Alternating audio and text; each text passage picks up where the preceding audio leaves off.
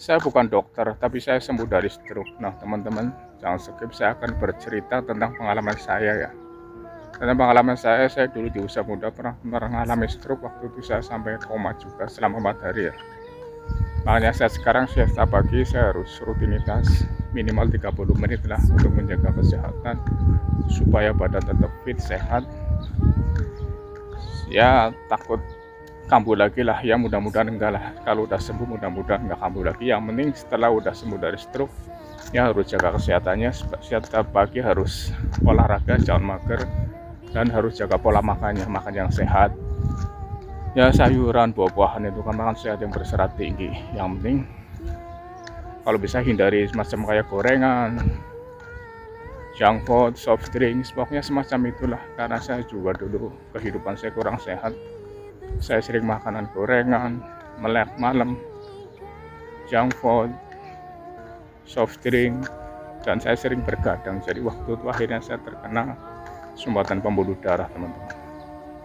Nah, ceritanya begini, saya itu pagi bangun berangkat kerja. Pas saya mau pegang pintu mobil, saya mau naik mobil, saya langsung terjadilah saya jatuh ke belakang kejang-kejang. Ya, pokoknya sakitnya Masya Allah ya. Kaki, tangan, mulut, kunci. Akhirnya saya terjadi pingsan di situ. Setelah saya pingsan kurang lebih 1 jam karena saya di luar ya, jadi panas. Akhirnya sadar kembali. Pas itu saya pindah di kamar tempat kerjaan waktu itu ya.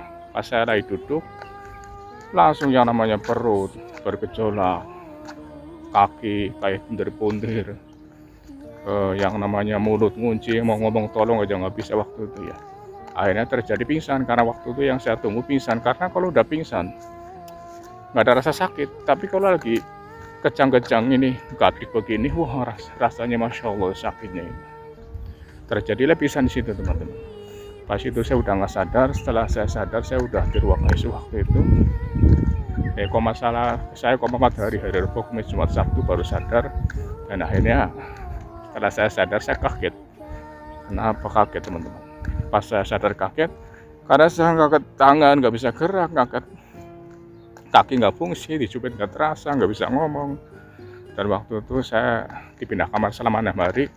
Akhirnya saya waktu itu udah bisa berdiri. Akhirnya dokter udah membolehkan pulang ya. Saya pulang akhirnya setiap pagi saya harus latihan berjalan, berjemur, sedikit-sedikit saya melangkah. Akhirnya saya waktu itu juga, walaupun saya udah makan sehat, saya kehidupan sehat, jalan kaki apa itu olahraga, belum cukup.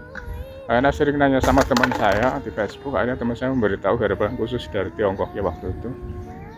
Akhirnya saya waktu itu beli 1 paket, saya minum, udah ada reaksi. Akhirnya saya lanjut sampai 3 bulan dan alhamdulillah saya bisa terbantu sembuh pulih dengan herbal khusus dari Tiongkok.